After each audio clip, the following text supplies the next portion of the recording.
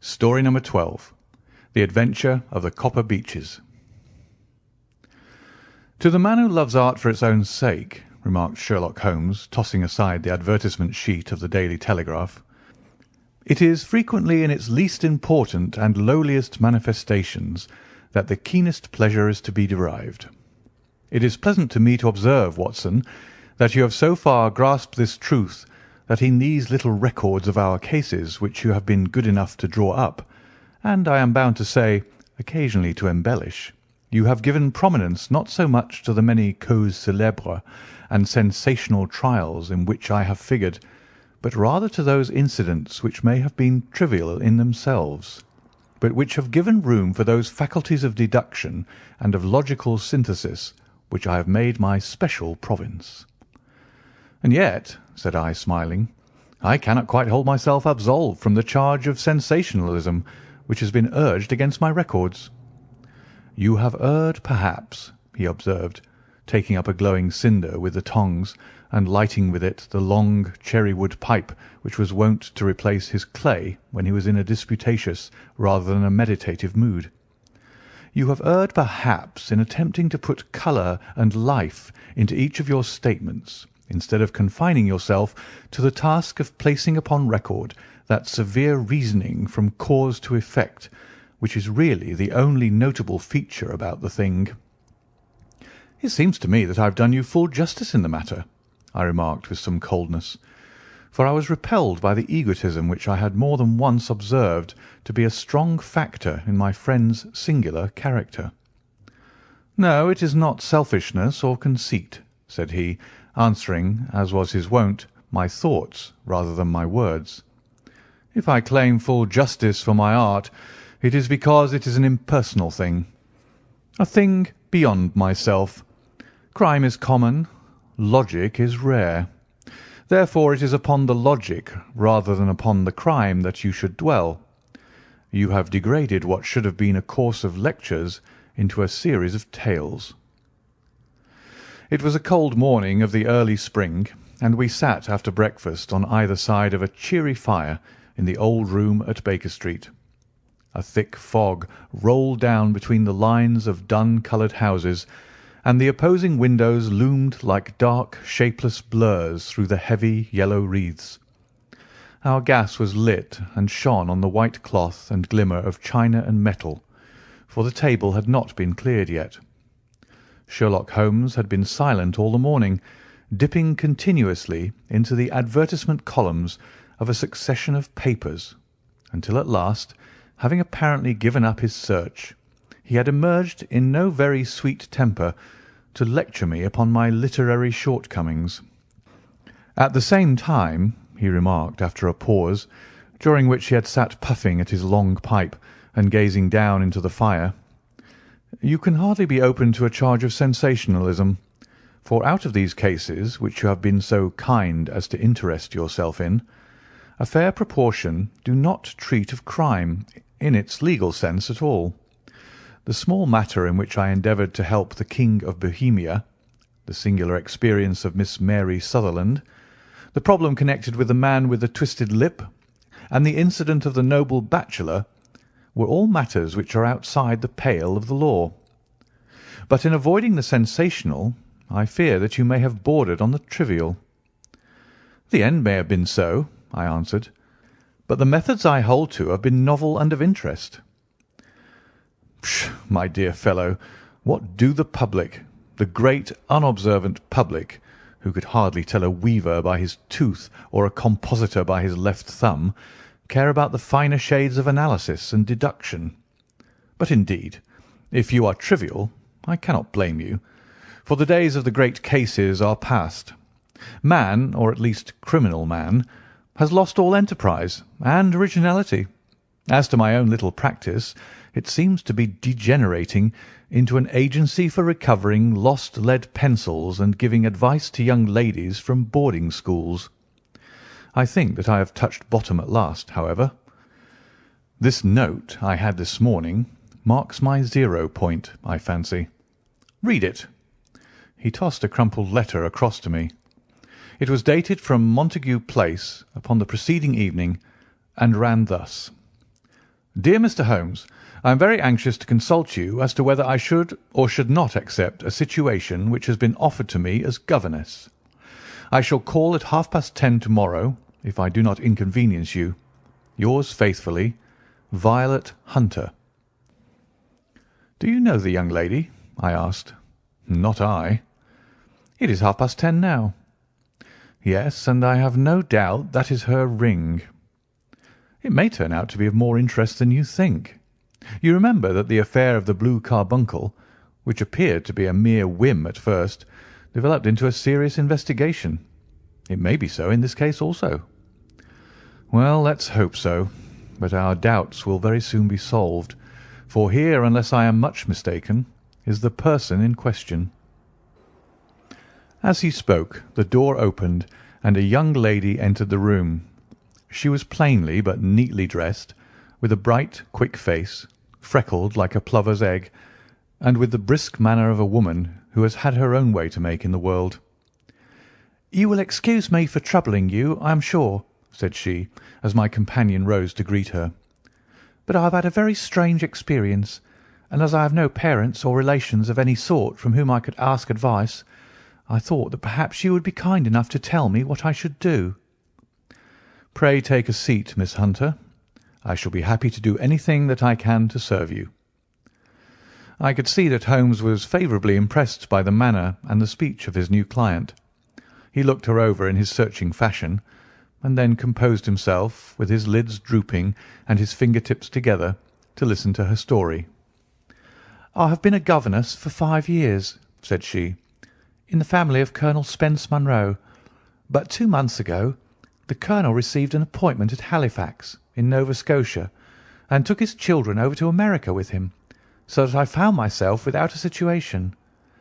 I advertised and I answered advertisements, but without success.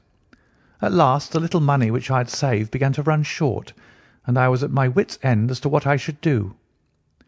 There is a well-known agency for governesses in the West End, called Westaway's, and there I used to call about once a week, in order to see whether anything had turned up which might suit me.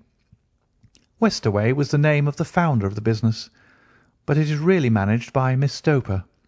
She sits in her own little office, and the ladies who are seeking employment wait in an ante-room, and are then shown in one by one, when she consults her ledgers and sees whether she has anything which would suit them. Well, when I called last week, I was shown into the little office as usual, but I found that Miss Stoper was not alone. A prodigiously stout man, with a very smiling face and a great heavy chin which rolled down in fold upon fold over his throat, sat at her elbow with a pair of glasses on his nose, looking very earnestly at the ladies who entered. As I came in, he gave quite a jump in his chair, and turned quickly to Miss Stoper. "That will do," said he. "I could not ask for anything better. Capital! Capital!" He seemed quite enthusiastic, and rubbed his hands together in the most genial fashion. He was such a comfortable-looking man that it was quite a pleasure to look at him. "You are looking for a situation, miss?" he asked. "Yes, sir." "As governess?" "Yes, sir." "And what salary do you wish?" "I had £4 a month in my last place with Colonel Spence Munro." "Oh, tut, tut! Sweating, rank sweating!" he cried, throwing his fat hands out into the air like a man who is in a boiling passion. "How could anyone offer so pitiful a sum to a lady with such attractions and accomplishments?" "My accomplishments, sir, may be less than you imagine," said I. "A little French, a little German, music, and drawing." "Tut, tut!" he cried. "This is all quite beside the question. The point is, have you or have you not the bearing and deportment of a lady? There it is in a nutshell. If you have not, you are not fitted for the rearing of a child who may some day play a considerable part in the history of the country. But if you have, why, then how could any gentleman ask you to condescend to accept anything under the 3 figures? Your salary with me, madam, would commence at £100 a year." You may imagine, Mr. Holmes, that to me, destitute as I was, such an offer seemed almost too good to be true. The gentleman, however, seeing perhaps the look of incredulity upon my face, opened a pocket-book and took out a note. "It is also my custom," said he, smiling in the most pleasant fashion, until his eyes were just two little shining slits amid the white creases of his face, "to advance to my young ladies half their salary beforehand, so that they may meet any little expenses of their journey and their wardrobe." It seemed to me that I had never met so fascinating and so thoughtful a man. As I was already in debt to my tradesmen, the advance was a great convenience. And yet there was something unnatural about the whole transaction, which made me wish to know a little more before I quite committed myself. "May I ask you where you live, sir?" said I. "Hampshire. Charming rural place. The Copper Beeches. 5 miles on the far side of Winchester. It is the most lovely country, my dear young lady, and the dearest old country house." "And my duties, sir? I should be glad to know what they would be." "One child, one dear little romper, just 6 years old. Oh, if you could see him killing cockroaches with a slipper. Smack, smack, smack. 3 gone before you could wink."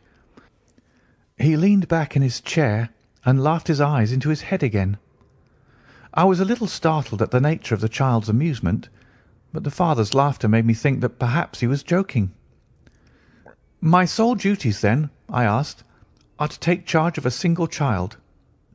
"No, no, not the soul, not the soul, my dear young lady," he cried. "Your duty would be, as I am sure your good sense would suggest, to obey any little commands my wife might give, provided always that they were such commands as a lady might with propriety obey. You see no difficulty, eh?"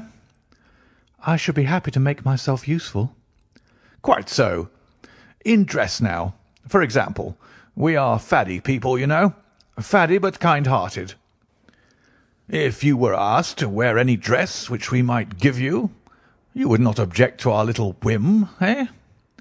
"No," said I, considerably astonished at his words. "Or to sit here or sit there, that would not be offensive to you?" "Oh, no." "Or to cut your hair quite short before you come to us?" I could hardly believe my ears. As you may observe, Mr. Holmes, my hair is somewhat luxuriant, and of a rather peculiar tint of chestnut. It has been considered artistic. I could not dream of sacrificing it in this off-hand fashion. "I am afraid that this is quite impossible," said I. He had been watching me eagerly out of his small eyes, and I could see a shadow pass over his face as I spoke. "I am afraid that it is quite essential," said he. "It is a little fancy of my wife's, and ladies' fancies, you know, madam. Ladies' fancies must be consulted. And so you won't cut your hair?" "No, sir, I really could not," I answered firmly. "Ah, well, very well then. That quite settles the matter. It is a pity, because in other respects you would really have done very nicely. In that case, Miss Stoper, I had best inspect a few more of your young ladies." The manageress had sat all this while busy with her papers, without a word to either of us, but she glanced at me now with so much annoyance upon her face that I could not help suspecting that she had lost a handsome commission through my refusal. "Do you desire your name to be kept upon the books?" she asked. "If you please, Miss Stoper." "Well, really, it seems rather useless, since you refuse the most excellent offers in this fashion," said she sharply. "You can hardly expect us to exert ourselves to find another such opening for you. Good day to you, Miss Hunter." She struck a gong upon the table, and I was shown out by the page. Well, Mr. Holmes, when I got back to my lodgings and found little enough in the cupboard and 2 or 3 bills upon the table, I began to ask myself whether I had not done a very foolish thing. After all, if these people had strange fads and expected obedience on the most extraordinary matters, they were at least ready to pay for their eccentricity. Very few governesses in England are getting £100 a year. Besides, what use was my hair to me? Many people are improved by wearing it short, and perhaps I should be among the number. Next day I was inclined to think that I had made a mistake, and by the day after I was sure of it. I had almost overcome my pride so far as to go back to the agency and inquire whether the place was still open, when I received this letter from the gentleman himself. I have it here, and I will read it to you. The Copper Beeches, near Winchester. Dear Miss Hunter, Miss Stoper has very kindly given me your address, and I write from here to ask you whether you have reconsidered your decision. My wife is very anxious that you should come, for she has been much attracted by my description of you. We are willing to give £30 a quarter, or £120 a year, so as to recompense you for any little inconvenience which our fads may cause you. They are not very exacting after all. My wife is fond of a particular shade of electric blue, and would like you to wear such a dress indoors in the morning. You need not, however, go to the expense of purchasing one, as we have one belonging to my dear daughter Alice, now in Philadelphia, which would, I should think, fit you very well. Then, as to sitting here or there, or amusing yourself in any manner indicated, that need cause you no inconvenience. As regards your hair, it is no doubt a pity, especially as I could not help remarking its beauty during our short interview, but I am afraid that I must remain firm upon this point, and I only hope that the increased salary may recompense you for the loss. Your duties, as far as the child is concerned, are very light. Now do try to come, and I shall meet you with the dog-cart at Winchester. Let me know your train. Yours faithfully, Jeffro Rucastle. That is the letter which I have just received, Mr. Holmes, and my mind is made up that I will accept it. I thought, however, that before taking the final step, I should like to submit the whole matter to your consideration. Well, Miss Hunter, if your mind is made up, that settles the question, said Holmes, smiling. But you would not advise me to refuse? I confess that it is not the situation which I should like to see a sister of mine apply for. What is the meaning of it all, Mr. Holmes? I have no data. I cannot tell. Perhaps you have yourself formed some opinion. Well, there seems to me to be only one possible solution. Mr. Rucastle seemed to be a very kind, good-natured man. Is it not possible that his wife is a lunatic, that he desires to keep the matter quiet for fear she should be taken to an asylum, and that he humours her fancies in every way in order to prevent an outbreak? That is a possible solution. In fact, as matters stand, it is the most probable one. But in any case it does not seem to be a nice household for a young lady. But the money, Mr. Holmes, the money. Well, yes, of course, the pay is good. Too good. That is what makes me uneasy. Why should they give you £120 a year when they could have their pick for £40? There must be some strong reason behind. I thought that if I told you the circumstances, you would understand afterwards if I wanted your help. I should feel so much stronger if I felt that you were at the back of me. Oh, you may carry that feeling away with you. I assure you that your little problem promises to be the most interesting which has come my way for some months. There is something distinctly novel about some of the features. If you should find yourself in doubt or in danger— Danger? What danger do you foresee? Holmes shook his head gravely. It would cease to be a danger if we could define it, said he. But at any time, day or night, a telegram would bring me down to your help. That is enough. She rose briskly from her chair, with the anxiety all swept from her face. I shall go down to Hampshire quite easy in my mind now.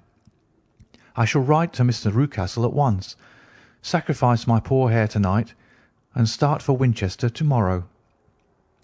With a few grateful words to Holmes, she bade us both good night and bustled off upon her way. At least, said I, as we heard her quick, firm steps descending the stairs, she seems to be a young lady who's very well able to take care of herself. And she would need to be, said Holmes gravely. I am much mistaken if we do not hear from her before many days are past. It was not very long before my friend's prediction was fulfilled. A fortnight went by, during which I frequently found my thoughts turning in her direction, and wondering what strange side alley of human experience this lonely woman had strayed into. The unusual salary, the curious conditions, the light duties, all pointed to something abnormal, though whether a fad or a plot, or whether the man were a philanthropist or a villain, it was quite beyond my powers to determine. As to Holmes, I observed that he sat frequently for half an hour on end, with knitted brows and an abstracted air. But he swept the matter away with a wave of his hand when I mentioned it. "Data, data, data!" he cried impatiently. "I can't make bricks without clay." And yet he would always wind up by muttering that no sister of his should ever have accepted such a situation. The telegram which we eventually received came late one night, just as I was thinking of turning in, and Holmes was settling down to one of those all-night chemical researches which he frequently indulged in, when I would leave him stooping over a retort and a test tube at night, and find him in the same position when I came down to breakfast in the morning. He opened the yellow envelope, and then, glancing at the message, threw it across to me. "Just look up the trains in Bradshaw," said he, and turned back to his chemical studies. The summons was a brief and urgent one. "Please be at the Black Swan Hotel at Winchester at midday tomorrow," it said. "Do come. I am at my wit's end. Hunter." "Will you come up with me?" asked Holmes, glancing up. "I should wish to." "Just look it up, then." "There's a train at 9:30, said I, glancing over my Bradshaw. "It is due at Winchester at 11:30. "That will do very nicely. Then perhaps I had better postpone my analysis of the acetones, as we may need to be at our best in the morning." By 11 o'clock the next day we were well upon our way to the old English capital. Holmes had been buried in the morning papers all the way down, but after we had passed the Hampshire border he threw them down and began to admire the scenery. It was an ideal spring day, a light blue sky, flecked with little fleecy white clouds drifting across from west to east. The sun was shining very brightly, and yet there was an exhilarating nip in the air which set an edge to a man's energy. All over the countryside, away to the rolling hills around Aldershot, the little red and grey roofs of the farmsteadings peeped out from amid the light green of the new foliage. "Are they not fresh and beautiful?" I cried with all the enthusiasm of a man fresh from the fogs of Baker Street. But Holmes shook his head gravely. "Do you know, Watson," said he, "that it is one of the curses of a mind with a turn like mine that I must look at everything with reference to my own special subject. You look at these scattered houses, and you are impressed by their beauty. I look at them, and the only thought which comes to me is a feeling of their isolation and of the impunity with which crime may be committed there." "Good heavens!" I cried. "Who would associate crime with these dear old homesteads?" "They always fill me with a certain horror. It is my belief, Watson, founded upon my experience, that the lowest and vilest alleys in London do not present a more dreadful record of sin than does the smiling and beautiful countryside." "You horrify me." "But the reason is very obvious. The pressure of public opinion can do in the town what the law cannot accomplish. There is no lane so vile that the scream of a tortured child or the thud of a drunkard's blow does not beget sympathy and indignation among the neighbours, and then the whole machinery of justice is ever so close that a word of complaint can set it going, and there is but a step between the crime and the dock. But look at these lonely houses, each in its own fields, filled for the most part with poor ignorant folk who know little of the law. Think of the deeds of hellish cruelty, the hidden wickedness which may go on year in, year out in such places, and none the wiser. Had this lady who appeals to us for help gone to live in Winchester, I should never have had a fear for her. It is the 5 miles of country which makes the danger. Still, it is clear that she is not personally threatened." "No, if she can come to Winchester to meet us she can get away." "Quite so. She has her freedom. What can be the matter, then? Can you suggest no explanation?" "I have devised 7 separate explanations, each of which would cover the facts as far as we know them. But which of these is correct can only be determined by the fresh information which we shall no doubt find waiting for us. Well, there is the tower of the cathedral, and we shall soon learn all that Miss Hunter has to tell." The Black Swan is an inn of repute in the High Street, at no distance from the station, and there we found the young lady waiting for us. She had engaged a sitting-room, and our lunch awaited us upon the table. "I am so delighted that you have come," she said earnestly. "It is so very kind of you both. But indeed, I do not know what I should do. Your advice will be altogether invaluable to me." "Pray tell us what has happened to you."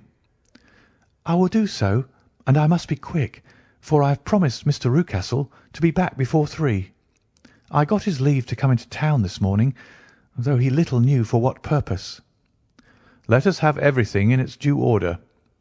Holmes thrust his long, thin legs out towards the fire and composed himself to listen. "In the first place, I may say that I have met, on the whole, with no actual ill treatment from Mr. and Mrs. Rucastle. It is only fair to them to say that, but I cannot understand them, and I am not easy in my mind about them." "What can you not understand?" "Their reasons for their conduct. But you shall have it all just as it occurred. When I came down, Mr. Rucastle met me here and drove me in his dog-cart to the Copper Beeches. It is, as he said, beautifully situated, but it is not beautiful in itself, for it is a large square block of a house, whitewashed, but all stained and streaked with damp and bad weather. There are grounds round it, woods on 3 sides, and on the 4th a field which slopes down to the Southampton high road, which curves past about 100 yards from the front door. This ground in front belongs to the house, but the woods all round are part of Lord Southerton's preserves. A clump of copper beeches immediately in front of the hall door has given its name to the place. I was driven over by my employer, who was as amiable as ever, and was introduced by him that evening to his wife and the child. There was no truth, Mr. Holmes, in the conjecture which seemed to us to be probable in your rooms at Baker Street. Mrs. Rucastle is not mad. I found her to be a silent, pale-faced woman, much younger than her husband, not more than 30, I should think, while he can hardly be less than 45. From their conversation I have gathered that they have been married about 7 years, that he was a widower, and that his only child, by the first wife, was the daughter who has gone to Philadelphia. Mr. Rucastle told me in private that the reason why she had left them was that she had an unreasoning aversion to her stepmother. As the daughter could not have been less than 20, I can quite imagine that her position must have been uncomfortable with her father's young wife. Mrs. Rucastle seemed to me to be colourless in mind as well as in feature. She impressed me neither favourably nor the reverse. She was a nonentity. It was easy to see that she was passionately devoted both to her husband and to her little son. Her light grey eyes wandered continually from one to the other, noting every little want and forestalling it, if possible. He was kind to her also in his bluff, boisterous fashion, and on the whole they seemed to be a happy couple.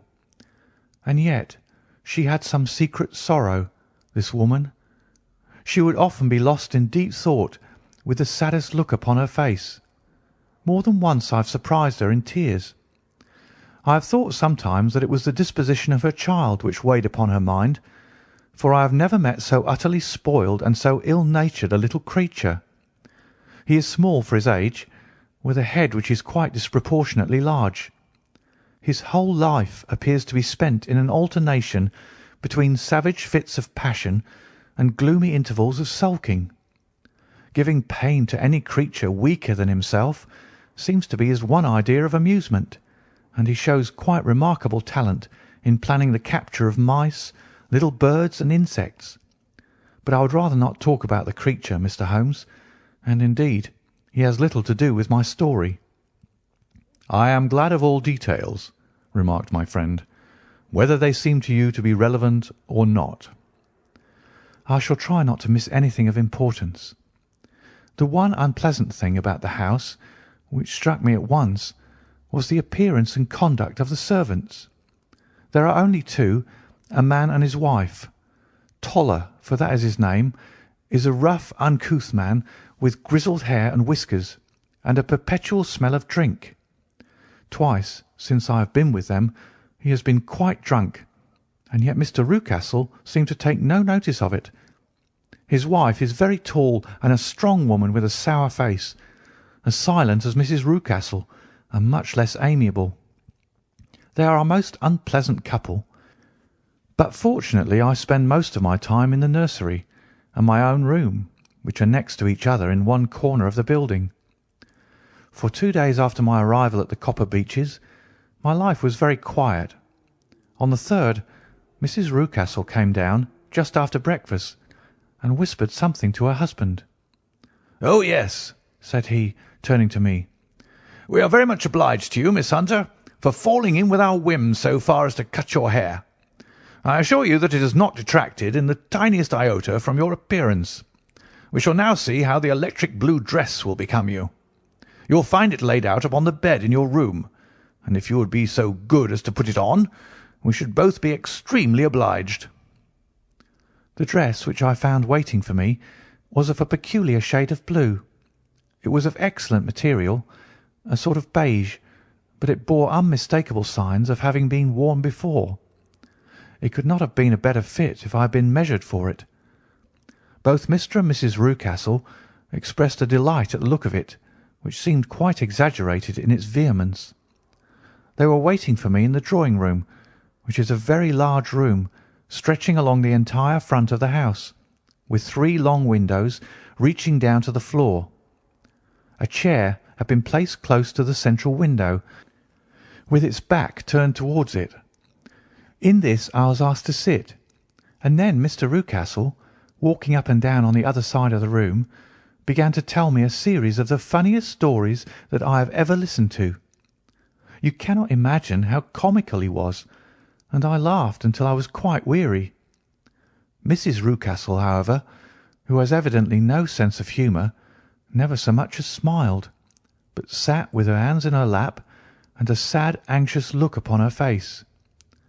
After an hour or so, Mr. Rucastle suddenly remarked that it was time to commence the duties of the day, and that I might change my dress and go to little Edward in the nursery.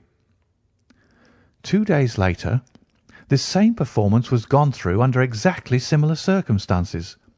Again I changed my dress, again I sat in the window, and again I laughed very heartily at the funny stories of which my employer had an immense repertoire, and which he told inimitably. Then he handed me a yellow-backed novel, and moving my chair a little sideways, that my own shadow might not fall upon the page, he begged me to read aloud to him. I read for about 10 minutes, beginning in the heart of a chapter, and then suddenly, in the middle of a sentence, he ordered me to cease and to change my dress. You can easily imagine, Mr. Holmes, how curious I became as to what the meaning of this extraordinary performance could possibly be. They were always very careful, I observed, to turn my face away from the window, so that I became consumed with the desire to see what was going on behind my back. At first it seemed to be impossible, but I soon devised a means. My hand mirror had been broken, so a happy thought seized me, and I concealed a piece of the glass in my handkerchief. On the next occasion, in the midst of my laughter, I put my handkerchief up to my eyes, and was able to, with a little management, to see all that there was behind me. I confess that I was disappointed. There was nothing. At least, that was my first impression. At the second glance, however, I perceived that there was a man standing in the Southampton Road, a small bearded man in a grey suit, who seemed to be looking in my direction. The road is an important highway, and there are usually people there. This man, however, was leaning against the railings which bordered our field, and was looking earnestly up. I lowered my handkerchief and glanced at Mrs. Rucastle to find her eyes fixed upon me with a most searching gaze. She said nothing, but I am convinced that she had divined that I had a mirror in my hand and had seen what was behind me. She rose at once. "Jeffro," said she, "there is an impertinent fellow upon the road there who stares up at Miss Hunter." "No friend of yours, Miss Hunter?" he asked. "No, I know no one in these parts." "Dear me, how very impertinent! Kindly turn round and motion to him to go away." "Surely it would be better to take no notice." "No, no, we should have him loitering here always. Kindly turn round and wave him away like that." I did as I was told, and at the same instant Mrs. Rucastle drew down the blind. That was a week ago, and from that time I have not sat again in the window, nor have I worn the blue dress, nor seen the man in the road. "Pray continue," said Holmes. "Your narrative promises to be a most interesting one." "You will find it rather disconnected, I fear, and there may prove to be a little relation between the different incidents of which I speak. On the very first day that I was at the Copper Beeches, Mr. Rucastle took me to a small outhouse which stands near the kitchen door. As we approached it, I heard the sharp rattling of a chain and the sound as of a large animal moving about. "Look in here," said Mr. Rucastle, showing me a slit between two planks. "Is he not a beauty?" I looked through and was conscious of two glowing eyes and of a vague figure huddled up in the darkness. "Don't be frightened," said my employer, laughing at the start which I had given. "It's only Carlo, my mastiff. I call him mine, but really old Toller, my groom, is the only man who can do anything with him. We feed him once a day, and not too much then, so that he's always as keen as mustard. Toller lets him loose every night, and God help the trespasser whom he lays his fangs upon. For goodness' sake, don't you ever on any pretext set your foot over the threshold at night, for it's as much as your life is worth." The warning was no idle one, for 2 nights later I happened to look out of my bedroom window about 2 o'clock in the morning. It was a beautiful moonlight night, and the lawn in front of the house was silvered over and almost as bright as day. I was standing, wrapped in the peaceful beauty of the scene, when I was aware that something was moving under the shadow of the Copper Beeches. As it emerged into the moonshine, I saw what it was. It was a giant dog, as large as a calf, tawny tinted with hanging jowl, black muzzle, and huge projecting bones.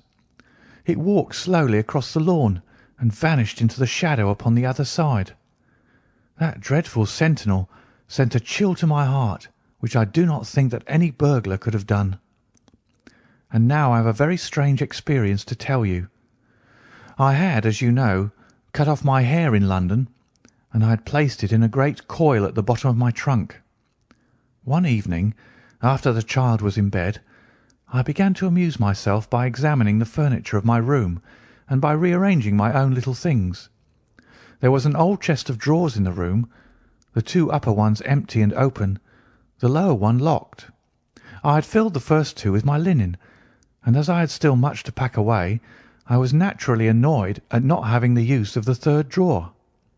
It struck me that it might have been fastened by a mere oversight, so I took out my bunch of keys and tried to open it. The very first key fitted to perfection, and I drew the drawer open. There was only one thing in it, but I am sure that you would never guess what it was. It was my coil of hair. I took it up and examined it. It was of the same peculiar tint and the same thickness. But then the impossibility of the thing obtruded itself upon me. How could my hair have been locked in the drawer? With trembling hands I undid my trunk, turned out the contents, and drew from the bottom my own hair. I laid the 2 tresses together, and I assure you that they were identical. Was it not extraordinary? Puzzle as I would, I could make nothing at all of what it meant. I returned the strange hair to the drawer, and I said nothing of the matter to the Rucastles, as I felt that I had put myself in the wrong by opening a drawer which they had locked. I am naturally observant, as you may have remarked, Mr. Holmes, and I soon had a pretty good plan of the whole house in my head. There was one wing, however, which appeared not to be inhabited at all. A door which faced that which led into the quarters of the Tollers opened into this suite, but it was invariably locked. One day, however, as I ascended the stair, I met Mr. Rucastle coming out through this door, his keys in his hand, and a look on his face which made him a very different person to the round, jovial man to whom I was accustomed. His cheeks were red, his brow was all crinkled with anger, and the veins stood out at his temples with passion. He locked the door and hurried past me without a word or a look. This aroused my curiosity, so when I went out for a walk in the grounds with my charge, I strolled round to the side from which I could see the windows of this part of the house. There were 4 of them in a row, 3 of which were simply dirty, while the 4th was shuttered up. They were evidently all deserted.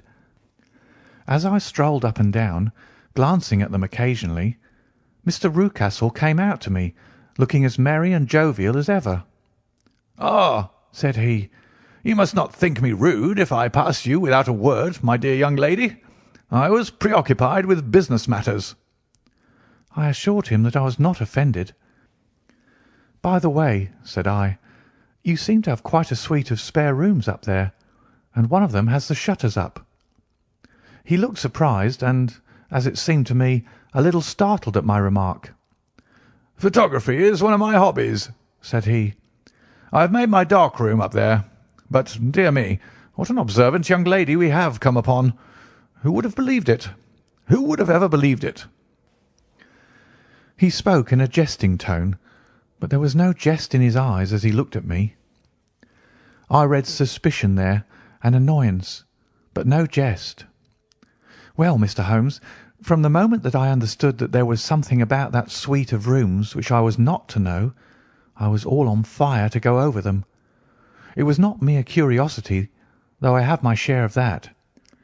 It was more a feeling of duty, a feeling that some good might come from my penetrating to this place. They talk of woman's instinct. Perhaps it was woman's instinct which gave me that feeling. At any rate, it was there, and I was keenly on the lookout for any chance to pass the forbidden door. It was only yesterday that the chance came. I may tell you that besides Mr. Rucastle, both Toller and his wife find something to do in these deserted rooms, and I once saw him carrying a large black linen bag with him through the door. Recently he has been drinking hard, and yesterday evening he was very drunk, and when I came upstairs there was the key in the door. I have no doubt at all that he had left it there. Mr. and Mrs. Rucastle were both downstairs, and the child was with them, so that I had an admirable opportunity. I turned the key gently in the lock, opened the door, and slipped through. There was a little passage in front of me, unpapered and uncarpeted, which turned at a right angle at the farther end. Round this corner were 3 doors in a line, the first and third of which were open. They each led into an empty room, dusty and cheerless, with 2 windows in the one and one in the other, so thick with dirt that the evening light glimmered dimly through them. The centre door was closed, and across the outside of it had been fastened one of the broad bars of an iron bed, padlocked at one end to a ring in the wall, and fastened at the other with stout cord. The door itself was locked as well, and the key was not there. This barricaded door corresponded clearly with the shuttered window outside, and yet I could see by the glimmer from beneath it that the room was not in darkness. Evidently there was a skylight which let in light from above. As I stood in the passage, gazing at the sinister door and wondering what secret it might veil, I suddenly heard the sound of steps within the room, and saw a shadow pass backward and forward against the little slit of dim light which shone out from under the door. A mad, unreasoning terror rose up in me at the sight, Mr. Holmes. My overstrung nerves failed me suddenly, and I turned and ran as though some dreadful hand were behind me, clutching at the skirt of my dress. I rushed down the passage, through the door, and straight into the arms of Mr. Rucastle, who was waiting outside. "So," said he, smiling, "it was you, then. I thought that it must be when I saw the door open." "Oh, I'm so frightened," I panted. "My dear young lady, my dear young lady. And what has frightened you, my dear young lady?" But his voice was just a little too coaxing. He overdid it. I was keenly on my guard against him. "I was foolish enough to go into the empty wing," I answered, "but it is so lonely and eerie in this dim light that I was frightened and ran out again. Oh, it is so dreadfully still in there." "Only that?" said he, looking at me keenly. "Why, what did you think?" I asked. "Why, do you think that I locked the door?" "I am sure that I do not know." "It is to keep people out who have no business there, do you see?" He was still smiling in that most amiable manner. "I am sure if I had known—" "Well, then, you know now. And if you ever put your foot over that threshold again—" Here in an instant the smile hardened into a grin of rage, and he glared down at me with the face of a demon. "I'll throw you to the mastiff." I was so terrified that I do not know what I did. I suppose that I must have rushed past him into my room. I remember nothing until I found myself lying on my bed, trembling all over. Then I thought of you, Mr. Holmes. I could not live there longer without some advice. I was frightened of the house, of the man, of the woman, of the servants, even of the child. They were all horrible to me. If I could only bring you down, all would be well. Of course, I might have fled from the house, but my curiosity was almost as strong as my fears. My mind was soon made up. I would send you a wire. I put on my hat and cloak, went down to the office, which is about half a mile from the house, and then returned, feeling very much easier. A horrible doubt came into my mind as I approached the door, lest the dog might be loose. But I remembered that Toller had drunk himself into a state of insensibility that evening, and I knew that he was the only one in the household who had any influence with the savage creature, or who would venture to set him free. I slipped in safety, and lay awake half the night in my joy at the thought of seeing you. I had no difficulty in getting leave to come into Winchester this morning, but I must be back before 3 o'clock, for Mr. and Mrs. Rucastle are going on a visit, and will be away all the evening, so that I must look after the child. Now, I have told you all my adventures, Mr. Holmes, and I should be very glad if you could tell me what it all means, and above all, what I should do." Holmes and I had listened spellbound to this extraordinary story. My friend rose now and paced up and down the room, his hands in his pockets and an expression of the most profound gravity upon his face. "Is Toller still drunk?" he asked. "Yes. I heard his wife tell Mrs. Rucastle that she could do nothing with him." "That is well. And the Rucastles go out tonight?" "Yes." "Is there a cellar with a good strong lock?" "Yes, the wine cellar." "You seem to me to have acted all through this matter like a very brave and sensible girl, Miss Hunter. Do you think that you could perform one more feat? I should not ask it of you if I did not think you quite an exceptional woman." "I will try. What is it?" "We shall be at the Copper Beeches by 7 o'clock, my friend and I. The Rucastles will be gone by that time, and Toller will, we hope, be incapable. There only remains Mrs. Toller, who might give the alarm. If you could send her into the cellar on some errand, and then turn the key upon her, you would facilitate matters immensely." "I will do it." "Excellent. We shall then look thoroughly into the affair. Of course, there is only one feasible explanation. You have been brought there to personate someone, and the real person is imprisoned in this chamber. That is obvious. As to who this prisoner is, I have no doubt that it is the daughter, Miss Alice Rucastle, if I remember right, who is said to have gone to America. You were chosen, doubtless, as resembling her in height, figure, and the colour of your hair. Hers have been cut off, very possibly in some illness through which she has passed, and so, of course, yours had to be sacrificed also. By a curious chance you came upon her tresses. The man in the road was undoubtedly some friend of hers, possibly her fiancé, and no doubt as you wore the girl's dress and were so like her, he was convinced from your laughter, whenever he saw you, and afterwards from your gesture, that Miss Rucastle was perfectly happy, and that she no longer desired his attentions. The dog is let loose at night to prevent him from endeavouring to communicate with her. So much is fairly clear. The most serious point in this case is the disposition of the child. "What on earth has that to do with it?" I ejaculated. "My dear Watson, you, as a medical man, are continually gaining light as to the tendencies of a child by the study of the parents. Don't you see that the converse is equally valid? I have frequently gained my first real insight into the character of parents by studying their children.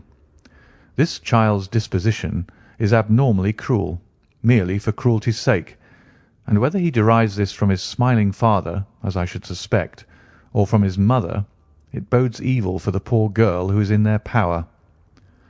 "I am sure that you are right, Mr. Holmes," cried our client. "A thousand things come back to me which make me certain that you have hit it. Oh, let us lose not an instant in bringing help to this poor creature." "We must be circumspect, for we are dealing with a very cunning man. We can do nothing until 7 o'clock. At that hour we shall be with you, and it will not be long before we solve the mystery." We were as good as our word, for it was just 7 when we reached the Copper Beeches. Having put up our trap at a wayside public house, the group of trees with their dark leaves shining like burnished metal in the light of the setting sun were sufficient to mark the house, even had Miss Hunter not been standing smiling on the doorstep. "Have you managed it?" asked Holmes. A loud thudding noise came from somewhere downstairs. "That is Mrs. Toller in the cellar," said she. "Her husband lies snoring on the kitchen rug. Here are his keys, which are the duplicates of Mr. Rucastle's." "You have done well indeed," cried Holmes with enthusiasm. "Now lead the way, and we shall soon see the end of this black business." We passed up the stair, unlocked the door, followed on down a passage, and found ourselves in front of the barricade which Miss Hunter had described. Holmes cut the cord and removed the transverse bar. Then he tried the various keys in the lock, but without success. No sound came from within, and at the silence Holmes' face clouded over. "I trust that we are not too late," said he. "I think, Miss Hunter, that we had better go in without you. Now, Watson, put your shoulder to it, and we shall see whether we cannot make our way in." It was an old rickety door, and gave at once before our united strength. Together we rushed into the room. It was empty. There was no furniture save a little pallet bed, a small table, and a basketful of linen. The skylight above was open, and the prisoner gone. "There has been some villainy here," said Holmes. "This beauty has guessed Miss Hunter's intentions and has carried his victim off." "But how?" "Through the skylight. We shall soon see how he managed it. He swung himself up onto the roof. Ah, yes," he cried. "Here's the end of a long light ladder against the eaves. That is how he did it." "But it is impossible," said Miss Hunter. "The ladder was not there when the Rucastles went away." "He has come back and done it. I tell you that he is a clever and dangerous man.